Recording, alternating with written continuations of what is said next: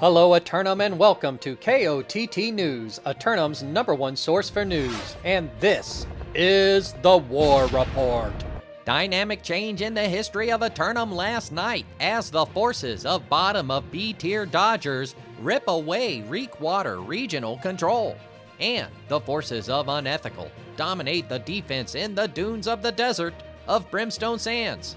KOTT News caught up with company leadership after VODs and got their reactions. Congratulations on your victory here in the deserts of Brimstone Sands, managing to capture the fort from the syndicate members of JDB's Kitchen. How do you feel about winning?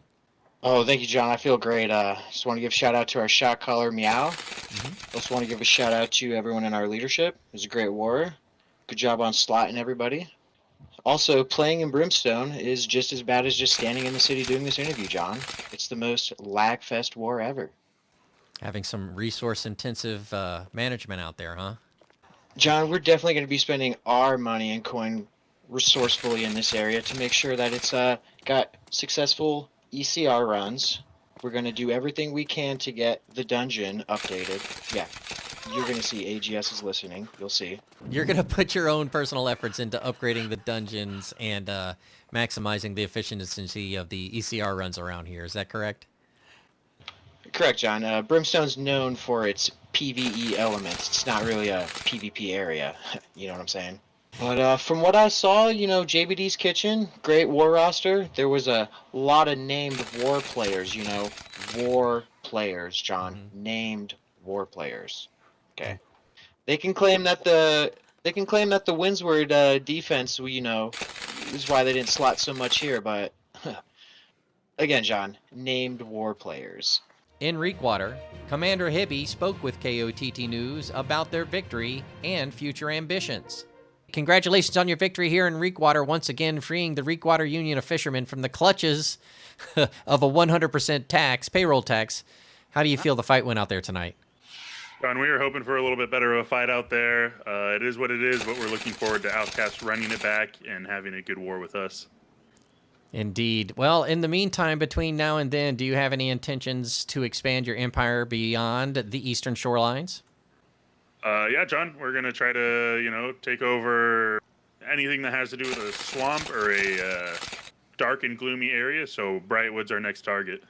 Indeed, indeed. Do you have anybody who stood out tonight in their performance? I know it was over quickly, but surely somebody did exceptional.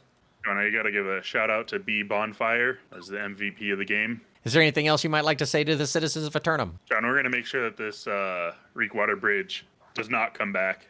Turning to the weather, and even though it's going to be a beautiful afternoon all day long, be on the lookout for a rough night of corruption invasions across 40% of the island.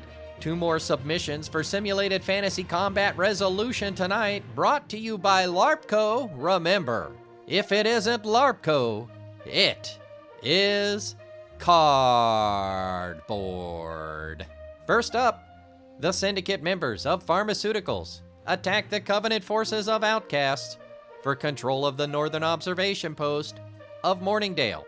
Pharmaceutical forces were seen making the slow march up into the mountains earlier this week and now have set up camp prepared in all-weather gear for the combat about to begin.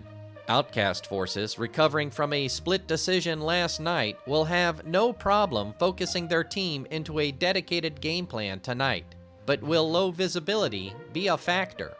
Later, the Covenant forces of Error.pxp assault the Marauders of Unethical for Crown and Kingdom of the Western Monarch's Bluff.